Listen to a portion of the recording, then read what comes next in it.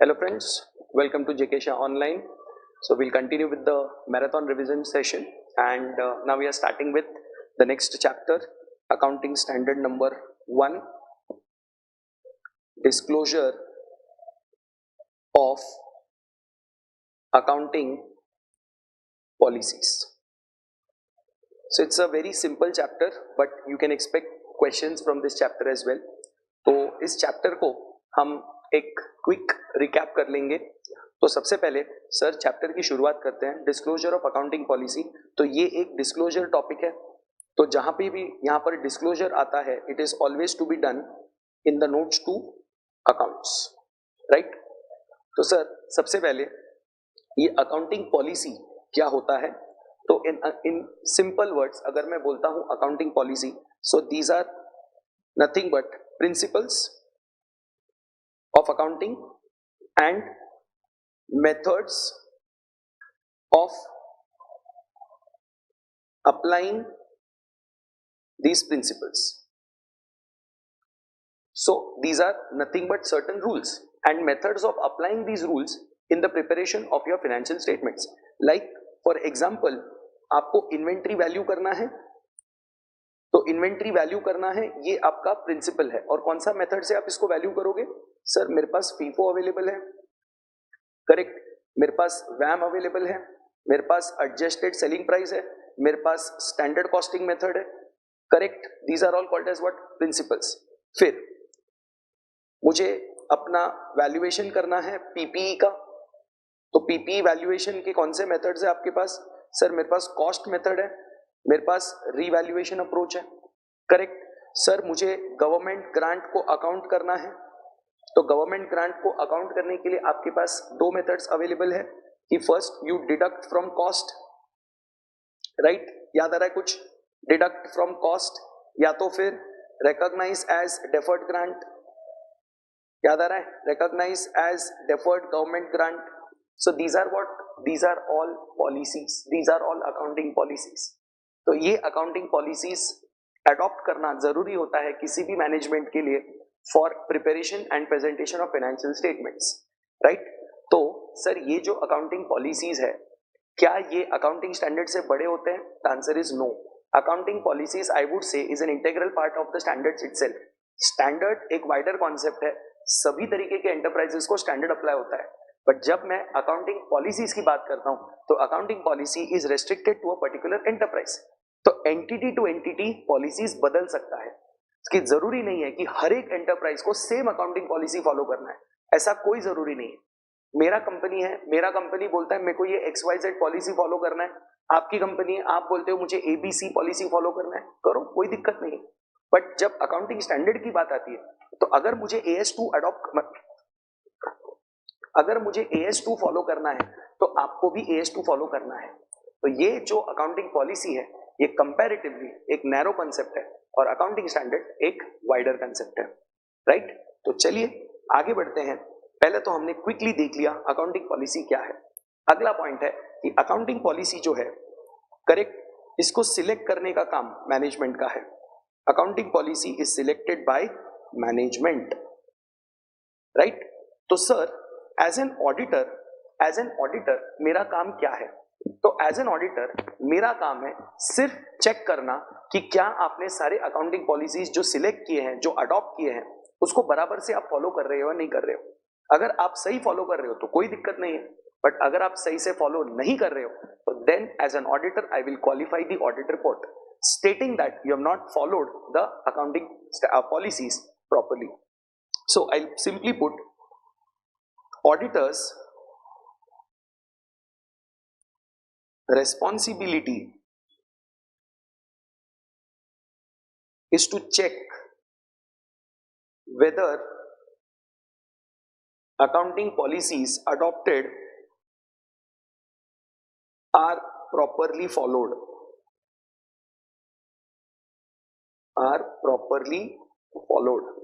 right.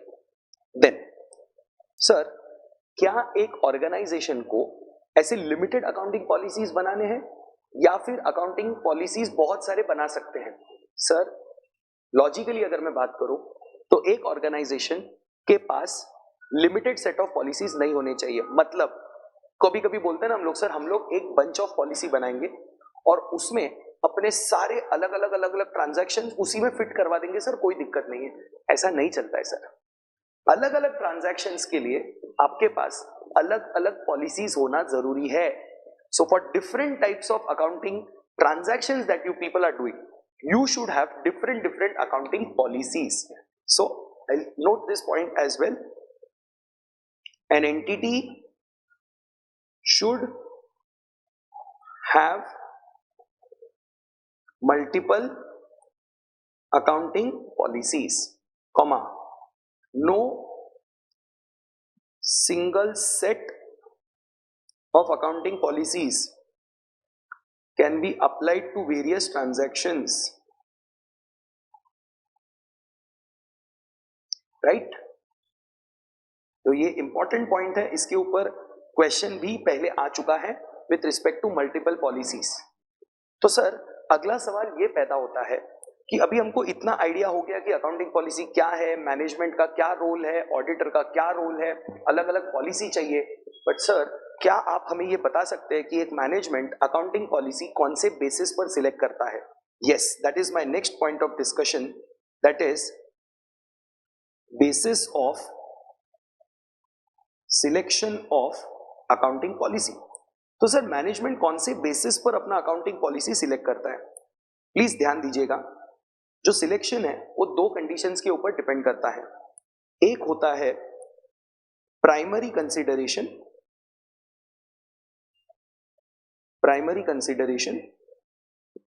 और एक होता है secondary consideration. Correct? Primary consideration क्या है पता है? True and fair view. True and fair view मतलब ये लोग क्या बोलते हैं कि जो भी अकाउंटिंग पॉलिसी आप अडॉप्ट कर रहे हो, करेक्ट, जो आप सिलेक्ट करने वाले हो ऑर्गेनाइजेशन के लिए फाइनेंशियल स्टेटमेंट्स बनाने के लिए, उसको सिलेक्ट करने के बाद जो फाइनेंशियल स्टेटमेंट बनेगा वो ट्रू एंड फेयर व्यू बनना चाहिए। मतलब उसमें जो भी डेटा जा रहा है वो सही होना चाहिए, it should be true and with fair practices. And with fair means उसमें मैल प्रैक्टिसेस वगैरह नहीं होना चाहिए। Correct? That is what the primary objective और प्राइमरी कंसीडरेशन इज। बट जो सेकेंडरी कंसीडरेशन है उसमें आपको तीन assumptions और आई वुड से तीन रूल्स फॉलो करने पड़ेंगे। That is first, substance over form, second prudence, and third materiality. मतलब वो लोग बोलते हैं कि जो भी अकाउंटिंग पॉलिसी आप सिलेक्ट कर रहे हो, सी टू इट कि वो ट्रांजैक्शंस को रिकॉर्ड करता है सब्सटेंस ओवर फॉर्म। मतलब transaction should be recorded on the basis of its reality over legality. तो लीगल एस्पेक्ट मत फॉलो करो, रियल एंगल देखो, रियलिटी क्या है ट्रांजैक्शन का, उसके बेसिस पे उसको अकाउंट करो। जैसे फॉर एग्जांपल जब आप कोई लोन लेते हो तो अपना असेट बैंक के पास मॉर्गेज होता है, गिरवी रखा होता है। तो लॉजिकली अगर आप देखोगे ना तो एसेट का लीगल टाइटल किसके पास है पता है? बैंक के पास है, क्योंकि मॉर्गेज है ना, तो बैंक असल में लीगली उस एसेट को होल्ड करता है। But sir in reality benefit तो मैं ले रहा हूं, एसेट मैं यूज कर रहा हूं, उसके बेनिफिट मैं खा रहा हूं, उस पर खर्चा मैं कर रहा हूं। तो एसेट किसके बैलेंस शीट में दिखना चाहिए? अगर आप लीगल एंगल से जाओगे तो आप लोग बोलोगे asset should go in the balance sheet of bank. But sir इधर लीगल एंगल नहीं चलता, we have to go for what? Real angle. और रियल एंगल क्या बोलता है? बैलेंस शीट मेरा, एसेट मेरा, तो मेरे एसेट पे, मेरे बैलेंस शीट में एसेट दिखेगा। That is what substance over form means. So whatever policy you are selecting, see to it that the policy focuses on substance over legal form. Secondly prudence, conservative policy होना चाहिए। तो policy कभी भी over valuation of assets की बात नहीं करना चाहिए, पॉलिसी कभी भी अंडर वैल्यूएशन ऑफ लायबिलिटी की बात नहीं करना चाहिए, क्योंकि जब आप एसेट को ओवर वैल्यू करते हो प्रॉफिट दिखता है, लायबिलिटी को अंडर वैल्यू करते हो तो प्रॉफिट दिखता है। तो फ्यूचर में होने वाले प्रॉफिट्स को आज रिकॉर्ड करने वाला पॉलिसी हमको नहीं चाहिए, हमको कंजर्वेटिव पॉलिसी चाहिए। हाँ, फ्यूचर में लॉस होने वाला है उसको रिकॉर्ड अभी करना चाहिए, तो वैसा पॉलिसी आप देखो। बट फ्यूचर में प्रॉफिट होने वाला है उसका रिकॉग्निशन आज करने वाला पॉलिसी हमको नहीं चाहिए। मतलब फॉर एग्जांपल हम पॉलिसी बना रहे हैं, inventory will be valued at cost और NRV whichever is higher. तो सीधी बात है एनआरवी हायर होगा तो अब एनआरवी पे रिकॉर्ड करेंगे, इसका मतलब प्रॉफिट दिखेगा, वैसा पॉलिसी नहीं चलेगा। देन आपका पॉलिसी जो है ना मटेरियलिटी पे फोकस करना चाहिए। मतलब मटेरियलिटी कैसे होता है पता है? देखो सर, जब कोई एक ट्रांजैक्शन मटेरियल होता है, कैसे हो सकता है मटेरियल? सर वो मटेरियल हो सकता है बाय क्वांटिटी, या तो वो मटेरियल हो सकता है बाय क्वालिटी। करेक्ट? क्वांटिटी का मतलब उसका अमाउंट जो है ना वो काफी बड़ा है, और क्वालिटी मतलब I am talking about the nature.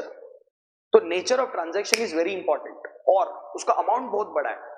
तो सर ऐसे केस में it is a material transaction, और मटेरियल ट्रांजैक्शन का हमेशा एक सेपरेट लाइन डिस्क्लोजर जाता है।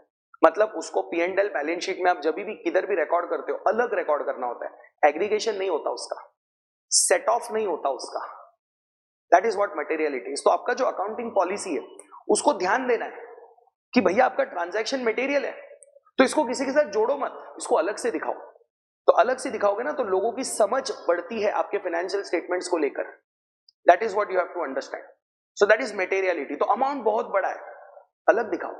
सर नेचर बहुत इंपॉर्टेंट है। सर आग लग गया गोडाउन में, लॉस बाय फायर हो गया, तो by nature it is very important. आग लग गया भाई, नुकसान हो गया, करेक्ट, और उसकी अमाउंट भी बड़ी हो सकती है। तो लॉस बाय फायर को एडमिन एक्सपेंस के साथ क्लब करके मत दिखाओ, अलग दिखाओ उसको। That is what secondary consideration is. और अगर आप थोड़ा और कॉमन सेंस लगाओगे ना तो लॉजिकली जब आप ये तीनों को सेटिस्फाई करते हो ना तो आपका financial statement true and fair ही बनता है। तो अगर आपने सारे ट्रांजैक्शंस अपने बुक्स में सब्सटेंस और फॉर्म पे रिकॉर्ड किया है, प्रूडेंस फॉलो किया है, मटेरियलिटी फॉलो किया है, तो sir financial statement true and fair ही तो दिखेगा। तो थोड़ा कॉमन सेंस अगर आप लगाएंगे तो when the secondary country considerations are achieved, correct, when the secondary considerations are achieved, you can also say that my primary consideration of true and fair view is also satisfied. तो on these basis एक management accounting policy को select करता है, correct. अब अगला point ये आता है कि क्या हम अकाउंटिंग पॉलिसी को चेंज कर सकते हैं क्या? चेंजेस इन अकाउंटिंग पॉलिसी, उसका आंसर है हाँ, yes, only if required A by law. मतलब अगर कल को कोई कानून बदल गया और कानून बदलने की वजह से आपको अपना पॉलिसी चेंज करना पड़ रहा है, आप कर सकते हैं, चलेगा। Secondly, only if required by accounting standard. मतलब अकाउंटिंग स्टैंडर्ड में अमेंडमेंट आ गया और अमेंडमेंट के चलते हुए पुराना पॉलिसी अब नहीं चलेगा, नया पॉलिसी चाहिए, तो you can go for a new policy, कोई दिक्कत नहीं है, आप बदल कर सकते हो। या तो फिर तीसरा पॉइंट है मैनेजमेंट डिस्क्रिशन।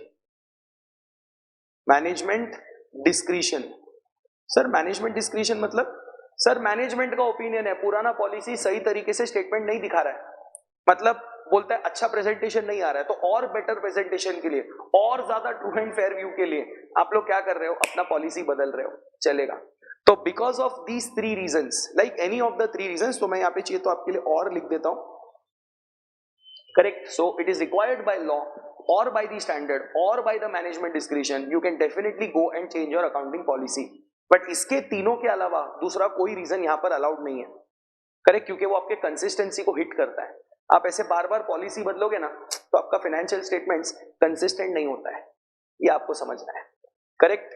नेक्स्ट अगला पॉइंट ये होता है कि अगर आपने कोई अकाउंटिंग पॉलिसी चेंज किया तो क्या उसका डिस्क्लोजर जाएगा? Yes. So my next point is disclosure for changes in accounting policy, correct। तो disclosure कब जाएगा?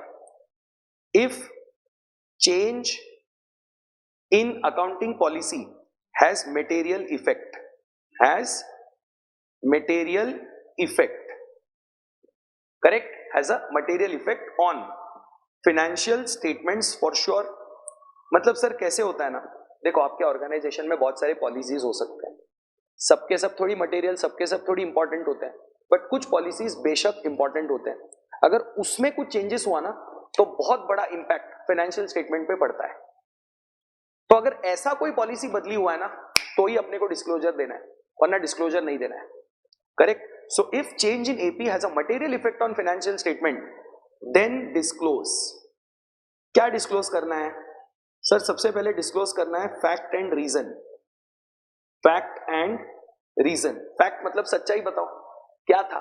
पहले हम फॉर एग्जांपल इन्वेंट्री का मेथड चेंज कर दिया वैल्यूएशन का, पहले हम फीफो कर रहे थे, अभी हम वेटेड एवरेज कर रहे हैं। दैट इज द फैक्ट कि earlier the company was following FIFO, now the company is following वैम। बराबर है। रीजन बता दो क्यों चेंज किया। Correct, what is the reason you changed. Correct, law के वजह से, एएस के वजह से, मैनेजमेंट की वजह से, रीजन बता दो। बराबर है। तो ये एक इंपॉर्टेंट पॉइंट है। बराबर। उसके बाद you also have to disclose quantifiable effect of change either in part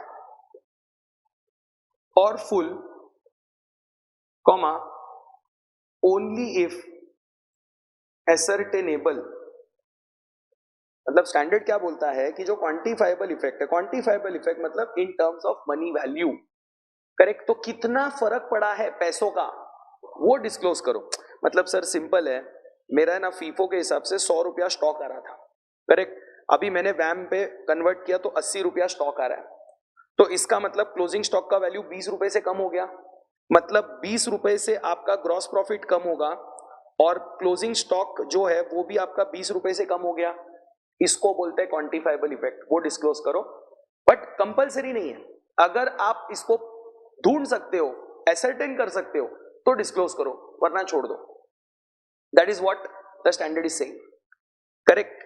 so disclosure आपको तभी देना है अगर मटेरियल इफेक्ट हुआ है चेंज के वजह से तो, और सिर्फ दो चीज डिस्क्लोज करना है, फैक्ट एंड रीजन और quantifiable effect. But quantifiable effect जरूरी नहीं है, ओनली इफ एसर्टेनेबल है तो इसका मतलब सर आपका जो फैक्ट एंड रीजन है वो मैंडेटरी है। यस, तो यहां पे मैं लिख देता हूं इट इज मैंडेटरी। बराबर। देन फाइनली हम आते हैं towards the objective of the chapter, that is disclosure of accounting policy. तो सर इसमें जब डिस्क्लोजर ऑफ अकाउंटिंग पॉलिसी की बात होती है तो we will divide this into 3 parts. We will divide this into 3 parts. First,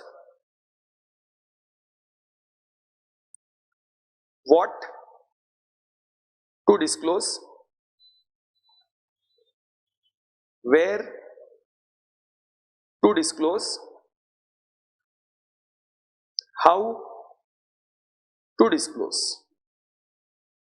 मतलब क्या, किधर और कैसे।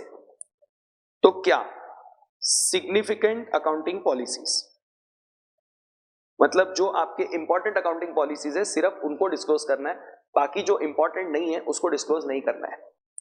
कहां करना है पहले ही बता दिया था, नोट्स टू अकाउंट्स। बराबर, कहां करना है, नोट्स टू अकाउंट्स। बराबर। अब हाउ टू डिस्क्लोज, कैसे करना है। सर यहां पर एक लॉजिक होता है, at one place. At one place का मतलब आपके नोट्स टू अकाउंट्स, आपके नोट्स टू अकाउंट्स में एक पर्टिकुलर प्लेस ले लो, सारा कुछ वहीं पे डिस्क्लोज कर दो। मतलब डोंट स्कैटर इट एवरीवेयर कि लाइक पेज नंबर 1 पे 2 पॉलिसी लिखा, पेज नंबर 5 पे 4 पॉलिसी लिखा, पेज नंबर 8 पे और 2 पॉलिसी लिखा। ऐसा सब स्कैटर मत करो, समझने वाले को दिक्कत होगा। तो स्टैंडर्ड क्या बोलता है, एक जगह पे सब दे दो। तो अगर किसी को पॉलिसी पढ़ना है ना तो वो फलाने पेज पर चला जाएगा, वहां पे सारे पॉलिसी लिखा है, देखेगा देखेगा देखेगा और खत्म। तो 50 जगह पे डिस्क्लोज मत करो, एक जगह पे डिस्क्लोज करो। So this is the disclosure requirement. But ये जो डिस्क्लोजर है आपका, इसका कुछ एक्सेप्शन है। एक्सेप्शन टू डिस्क्लोजर, एक्सेप्शन का मतलब डिस्क्लोज करने की जरूरत नहीं है, डिस्क्लोज करने की जरूरत नहीं है। करेक्ट। तो किसको डिस्क्लोज करने की जरूरत नहीं है, आपके फंडामेंटल अकाउंटिंग अजम्पशंस को। याद है फंडामेंटल अकाउंटिंग अजम्पशंस, 3 अजम्पशंस है आपके। कौन सा 3 है सर, सबसे पहला गोइंग कंसर्न। करेक्ट, सबसे पहला going concern, second accrual, third consistency. तो ये जो 3 है ना आपके फंडामेंटल अकाउंटिंग अजम्पशंस बोलो या फंडामेंटल अकाउंटिंग पॉलिसीज बोलो, ये 3 हम हमेशा अज्यूम कर रहे हैं कि हम इसको फॉलो करते हैं। These are always assumed to be followed. Correct. तो स्टैंडर्ड क्या बोलता है मालूम है, इसको डिस्क्लोज मत करो। अरे पता है सबको यार, तुम रोज सुबह आके दुकान खोलते हो, मतलब तुम धंधा चलाने वाले हो, सबको पता है। Correct. So going concern is followed by everybody. काय को करने का डिस्क्लोज?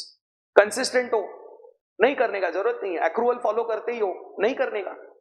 बट सर अगर मैंने कभी तीनों में से कोई एक फॉलो नहीं किया तो तभी डिस्क्लोजर देना है, राइट? आपने अगर समझो अपनी पॉलिसी चेंज कर दी तो उस साल you are not consistent, disclose करो। आप कैश बेसिस अकाउंटिंग फॉलो कर रहे हो, डिस्क्लोज करना पड़ेगा कि सर मैं एक्रूअल नहीं कर रहा फॉलो। तो लॉजिक क्या है मालूम है कि if not followed then only disclose.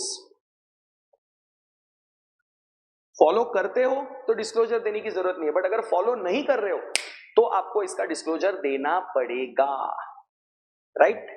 So this is the quick recap of accounting standard number 1। ये एक फेमस ट्रू और फॉल्स है इस चैप्टर का, जो इंस्टीट्यूट ने काफी बार एग्जाम में पूछा हुआ है। तो इस ट्रू और फॉल्स को मैं एक बार आपके साथ डिस्कस करना चाहूंगा। And exam point of view अगर मैं इस ट्रू और फॉल्स की बात करूं, ये आप रिवाइज करते हो ना, ये ट्रू और फॉल्स एक बार ही देख लेते हो ना, तो आपका मेजरली ये पूरा चैप्टर जो है ना कंसेप्चुअली कवर हो जाता है, क्योंकि इसमें सारे चैप्टर्स के कंसेप्ट्स के ऊपर ट्रू और फॉल्स पूछा गया है। तो देखिए क्या है, state with reason, state whether the following statements are true और false and also give reasons for your answer. तो आपको अपने आंसर्स का रीजन भी देना है, मतलब ट्रू पे भी रीजन देना है, फॉल्स पे भी रीजन देना है। तो सर फॉल्स का तो मसला नहीं है, क्योंकि फॉल्स में अपने को क्या करना होता है, अपने को स्टेटमेंट को ट्रू फॉर्म में रीराइट करना है। बट जब ऑलरेडी स्टेटमेंट ट्रू होता है ना, तो then it creates a bit problem. तो अगर स्टेटमेंट ऑलरेडी ट्रू है तो then you have to go for what, you have to write the further provision, correct? तो देखिए सबसे पहले उसने क्या दिया है, certain fundamental accounting assumptions underline the preparation and presentation of financial statements. They are usually specifically stated because their acceptance and use are not assumed. They are usually specifically stated. Specifically stated मतलब हम इसे हमेशा disclose करते हैं, क्यों? क्योंकि उनका acceptance and use को अज्यूम नहीं किया जाता, आर नॉट एज्यूम। सर ये तो गलत है ना, fundamental accounting assumptions are always assumed, that is why हम उसका डिस्क्लोजर नहीं देते। तो ये तो सर लॉजिकली फॉल्स स्टेटमेंट हुआ, करेक्ट? तो इसको रीजनिंग के लिए क्या करने का मालूम है, सिंपल है सर, थोड़ा कॉमन सेंस लगाइए। देखिए they are usually specifically stated, they are not stated ना, तो एक काम को इधर एक नॉट लगा दो, they are usually specifically not stated, correct? Because their acceptance and use are assume ना, यहां से नॉट काट दो बन गया reason, as simple as that, correct? अगला पॉइंट देखते हैं, चलिए।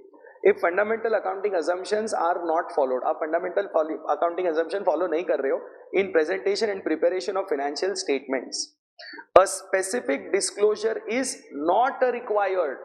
Sir not required, required होता है ना disclosure, तो अगर आप follow नहीं कर रहे हो तो, correct? तो ये तो false हो गया वापस। तो जब आप इसका रीजन लिखोगे तो क्या करना है मालूम है, थोड़ा सा दिमाग लगाइए, थोड़ा बुद्धि का वापर कीजिए, यहां से नॉट काट दीजिए, आपको आपका आंसर मिल गया। देखिए, if fundamental accounting assumptions are not followed in presentation and preparation of financial statement, a specific disclosure is required. Disclosure तो देना पड़ेगा, बात सही है? चलिए, all significant accounting policies adopted in the preparation and presentation of financial statements should form the part of the financial statements. सही तो है सर, गलत क्या है कि जब आप सिग्निफिकेंट अकाउंटिंग पॉलिसीज से अपना फाइनेंशियल स्टेटमेंट बना रहे हो तो उसका डिस्क्लोजर तो देना पड़ेगा। So it is a true statement. तो अभी सर सच्चा है, ट्रू है, इसको और कितना सच बनाने का? तो सर इसको है ना ऐसे, एक आपके लिए मैंने रफ में लिख के रखा है, एक ऐसे आप पॉलिसी अपना लिख सकते हो फॉर रीजन। सो देखिए अपने क्या लिखा हुआ यहां पर, as per AS1 all significant accounting policies adopted in the preparation of financial statement should be disclosed in notes to accounts at one place for better understanding of the user. तो ऐसे एक आप अपने हिसाब से वहां पर थोड़ा सा प्रोविजन लिख दीजिए जो ऑलरेडी एक ट्रू स्टेटमेंट है, करेक्ट? देन पॉइंट नंबर 4 देखते हैं, any change in an accounting policy which has a material effect should be disclosed. सही है sir? where the amount by which any item in the financial statement is affected by such a change is not ascertainable, मतलब sir quantifiable effect की बात हो रही है. Quantifiable effect is not ascertainable wholly और in part. The fact need not to be indicated. Sir अब भी तो लिखवाया कि फैक्ट एंड रीजन मैंडेटरी होता है. अगर आपके पास क्वांटिफाइबल इफेक्ट नहीं है तो क्वांटिफाइबल इफेक्ट मत दो, बट फैक्ट तो बताना पड़ेगा ना भाई. तो ये हो गया फॉल्स स्टेटमेंट. तो खाली यहां से आप एक अपना नोट काट दीजिए, आपको आपका आंसर आ जाएगा. The fact need to be indicated. Correct. Last point, there is no single list of accounting policies which are applicable to all circumstances. सही तो है सर. अभी एक पॉइंट लिखाया था मल्टीपल अकाउंटिंग पॉलिसीज होना चाहिए. You can not have a single list of policies applicable to all types of transactions. Correct. तो ये एक ट्रू स्टेटमेंट है. तो आप इसमें लिख सकते हो कि अकाउंटिंग स्टैंडर्ड 1 बोलता है कि for different transactions because you are in a diversified business you should have different policies and accounting standards accepts the making of such policies. तो कहीं पे भी ऐसा कोई कंट्रोल या फिर कोई अपर लिमिट नहीं है कि आप इतनी ही पॉलिसी बना सकते हो. You can have different policies, it is accepted. Right. So with this, I will conclude the marathon revision for accounting standard number 1.